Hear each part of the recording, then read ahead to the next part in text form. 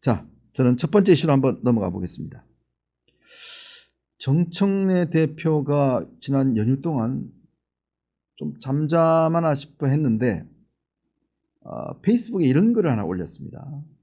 옛날에 우리가 뭐 학교 다닐 때 뭐 상기하자 6.25 때려잡자 공산당 뭐 이런 그 페이스북 그런 구호들을 많이 외쳤지 않습니까? 직접 뭐 경어도 쓰기도 하고. 근데 그거에 빗대서 상기하자 12상 기상기업, 잊지 말자 노상원 수첩. 자, 상기하자 검찰 만행, 잊지 말자 노무현 대통령 죽음. 자, 그리고 상기하자 조이대의 난, 잊지 말자 사법개혁. 이런 글을 간단하게 올렸습니다. 자, 이게 왜 올렸느냐라는 걸 보면 최근에 우상호 정무수석이 본인이 방송 등을 통해서 대통령이 요즘 나한테 가장 많이 하는 질문은 아니 당이 왜 그렇게 결정했어요? 라는 걸 자주 묻는다고 그래요. 그러니까 당의 어떤 결정과 행태에 대해서 대통령이 잘 이해를 못하고 있다라는 걸 은연중에 이야기를 하고 있고 좀 속도전을 펼칠 필요가 있지 않냐. 기본은 동의하지만 좀 천천히 하자. 이렇게 지금 이야기를 하고 있습니다. 굉장히 아주 뭐 둘러서 이야기했지만 결국 최근에 정청래 대표가 읽고 있는 민주당과 추미애 위원장이 읽고 있는 법사위원회의 어떤 과속 이 문제를 아마 지적한 걸로 보여집니다. 난감할 때가 많다라는 이야기였는데요. 자, 이렇게 이야기를 하니까 바로 박지원 의원이 들이받았습니다. 아니 지금 정무석이 말이야 그 은밀하게 이야기해야 될 걸 왜 저렇게 공개적으로 이야기하나? 그렇게 또 들이박다가 그 다음날 바로 깨갱했습니다. 아이고 죄송합니다. 정무석님 제가 무리했습니다. 왜 그랬을까요? 저게 대통령의 말이란 걸 본인도 캐치를 했기 때문에 그렇습니다. 저게 우상호 정무석의 말이었겠습니까? 당연히 대통령의 말을 대신 전달한 거죠. 그러니까 이 눈치 빠른 박지원 의원이 딱 보고 있다가 이거 대통령한테 찍히면 큰일인데 라고 하니까 바로 발빠르게 사과를 했죠. 강훈식 비서장도 마찬가지 이야기를 했습니다. 즉 당의 입장에서 볼 때는 자, 이런 이야기를 했습니다. 불편해하는 사람들도 수수대 위에 살살 꼬셔서 마취하고 잠들었다가 일어났는데 배가 갈랐나 보다 혹을 뗐구나 생각하게 만드는 게 기억이어야 한다는 게 대통령의 생각이다 라는 이야기를 대신 전했습니다. 그 이야기는 거위털을 이렇게 털을 뽑을 때 아프지 않게 살살 뽑으면 거기가 전혀 어떤 아픔을 느끼지 못하고 자기 털이 뽑히는 걸 못 느낀다는 거예요. 그렇게 해야 된다는 건데 국민들 세금 빼는 걸 그렇게 해야 된다는 거 아니겠습니까? 세금을 싹싹 빼가야 된다는 아프지 않게. 근데 이거는 뭐 난리를 치고 있습니다. 법사위에서 고래고래 고함을 지르고 뭐 막말하고 그러면서 아주 시끄럽게 그냥 하고 있어요. 이게 옛날에 노무현 대통령 시절에 당시에 4대 악법 처리하면서 국가보안법 폐지를 했던 그때 당의 모습하고 똑같습니다. 그때 이부영 대표가 있었나요? 아마 천정배 원내대표였던 것 같은데 그때 정말 시끄러웠죠. 그러다가 결국은 아무것도 못했습니다. 결국 국민들 반발에 휩싸여서. 지금도 마찬가지죠. 지금도 검찰청 폐지, 경찰한테 수사권 다 준다 했는데 어떻게 됐습니까? 이준숙 위원장 갑자기 긴급 체포해서 잡혀갔지 않습니까? 수갑 채워서. 말 좀 유튜브 나와서 말 좀 했는데 그거 가지고 그냥 갑자기 사람을 갖다가 수갑 채워서 잡아가요. 법원도 자기도 처음에는 체포영장 내줬는데 오죽했으면 법원에서 그거 너무 심했네. 그 표현의 자유를 그렇게 심각하게 침해하면 안 돼. 1%밖에 안 되는 체포영장 적부심을 인용을 했습니다. 그거는 이 영장 발부한 판사는 정말 모욕적이죠. 자기가 영장 발부했는데 체포영장을 다른 판사가 야 너 뭐 하는 거니? 그런 거 갖고 체포영장 발부해? 인용을 해버렸습니다. 자, 이러니 국민들이 이걸 지난 연휴 동안 다 눈으로 봤지 않습니까? 앞으로 검찰이 없어지고 경찰의 권력이 집중될 경우에 보안 수사권도 없는 상황이 되면 그 경찰 국가가 어떤 모습일까가 바로 이진숙 사태에서 보여준 겁니다. 그나마 이진숙 전 위원장은 그래도 야당도 도와주고 본인도 뭐 지명도도 있고 언론에서 막 해주고 그랬지. 일반인들은요 택도 없습니다. 만약 일반인이 저런 방식으로 잡혀갔다 그러면 소리 소문 없이 그냥 잡혀가요. 그럼 변호사 사야 되잖아요. 요즘 변호사 살려면요 여러분 기본적으로 1,000만 원 듭니다. 수임할 때 1,000만 원 이하는 잘 없어요. 그거 일반인들 감당할 수 있을까요? 그것도 경찰 수사 단계, 기소되면 또 붙어요. 법원 가면 또 붙어요. 끊임없이 그러니까 이 변호사비만 드는 거죠. 검찰이 통제가 안 돼버리면 검찰에서 이런 식의 일이 벌어지는 겁니다. 그걸 통해서 이번에 아주 적나라하게 자, 추석밥상에 검찰청 폐지라는 걸 올려드리겠습니다 하고 올려줬는데 알고 봤더니 다 썩었어. 다 썩은 걸 올려준 거야. 야 이거 어떻게 먹냐 이거. 나도 잡혀가는 거 아니야? 즉 정말 이 졸속으로 검찰청 폐지안을 통과시키고 추석밥상에 올렸지만 그 추석밥상에서 국민들은 이진수 사태를 본 거예요. 야 검찰이 폐지될 경우에 이런 일이 벌어지는구나 라는 걸 아마 국민들도 절감했을 것이고 그게 이진수가 문제가 아니라 나의 문제도 될 수 있다는 걸 아마 국민들께서 느끼셨을 겁니다. 자, 그런 사태가 벌어진 거죠. 자, 그리고 이렇게 하니까 대통령 지지율은 뚝뚝뚝 떨어지고 있지 않습니까? 뭘 해도 안 늘어요.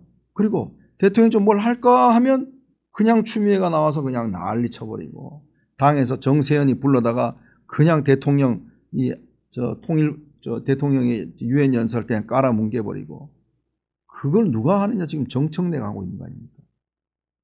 자, 근데 정청래 입장에서는 아니 이재명 대통령도 당원 우선주의해서 그냥 대통령 됐는데 나라고 왜 못해? 라고 하지만 이게 이제 묘하게요.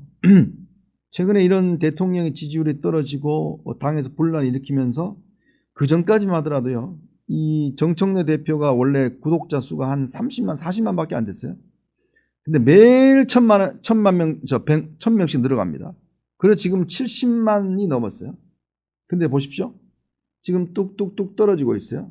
70만 2천까지 떨어지고 있습니다. 이게 한 일주일에 한 1000명씩 구독자들이 지금 빠지고 있는 겁니다. 이게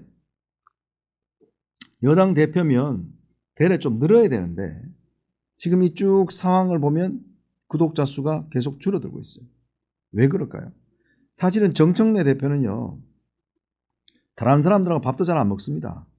본인 하루 종일 유튜브 찍어요. 어떤 때는 하루에 100개씩 올리기도 합니다. 쇼츠를. 그러니까 유튜브 올리려면 정청래 대표한테 물어봐라는 이야기듯이 자기 밥 먹는 거 다 올려요. 왜 올리는지 모르겠습니다. 그거. 아우 진짜. 제가 보니까 좀 뭐 하던데. 그러니까 자기 일상을 모두가 다 올려요. 그렇게 해서 전부 다 모았는데 유튜브 정치를 한다고 해도 과언이 아닌데.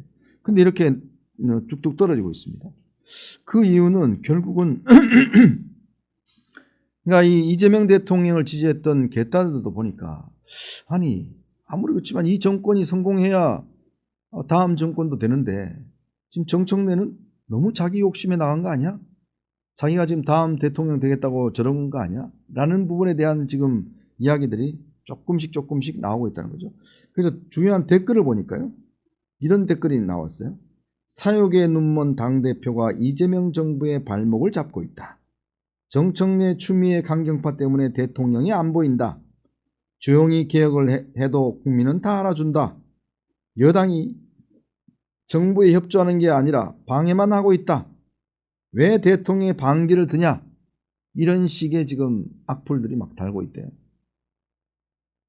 그게 지금 우상호 수석의 이야기나 이런 어떤 분위기 변화 비슷한 거죠. 제가 최근에 언뜻 들었는데 조만간 아마 이 정청래 추미애에 대해서 용산에서 강력한 경고 신호가 갈 것이다. 라는 이야기를 제가 한번 얼핏 들은 바가 있습니다. 근데 그게 지금 현재 이렇게 가시화되고 있는 거예요. 즉 비서실장과 정무수석이 그것도 연휴에 방송에 나가서 유튜브에 나가서 사실상 당을 저렇게 비판한 이야기를 했다. 그게 그냥 본인들 나가고 싶어 나갔을까요? 저는 아니라고 봅니다. 이거는 대통령이 굉장히 불쾌했다는 거죠. 그래서 뭔가 이들을 이용해서 당에 경고 메시지를 보낸 거라고 보입니다. 자, 그리고 실제로 이거를 눈치챈 개딸들도 구독 취소를 통해서 이런 어떤 움직임에 지금 호응하고 있는 게 아닌가. 저는 그렇게 해석을 할 수 있을 것 같습니다. 자, 근데 이제 이 정청래 대표 입장에서 보면 본인은 이 지방선거 승리가 정말 자기한테는 너무나 중요하다. 그래야 당대표를 연임을 할 수가 있고 연임을 해야 2018년 총선 때 공천권 행사할 수 있고 그래야지만이 다음 대선에서 자기가 나갈 수 있다라는 어떤 시나리오지 않습니까? 그런데요, 최근에 이 여론조사를 보면 이 지방자치단 처음에는 뭐 민주당이 압승하는 걸로 그렇게 됐었는데 점점점 더 민주당의 어떤 압승 분위기가 지금 사라지고 있습니다. 견제론이 올라가는 거죠. 견제론이. 왜? 국민들도 눈이 있고 귀가 있지 않습니까? 저 국회에서 정청래 막말하고 추미애 저 떠들고 서영교 고함 지르는 거 그 국민들 안 보신다고 생각하십니까? 다 보십니다. 어쩜 저럴 수 있냐라고 보십니다. 자, 그러니 그런 부분에 대한 것들이 지금 여론조사가 나타나고 있는 거죠. 근데 문제는 이렇게 여당에 대한 지지도가 떨어지면 보통 그걸 야당이 이제 흡수를 해야 되는데 야당이 하나도 흡수를 못하고 있습니다. 결국 다 이분들이 중립으로 돌아서는 거예요.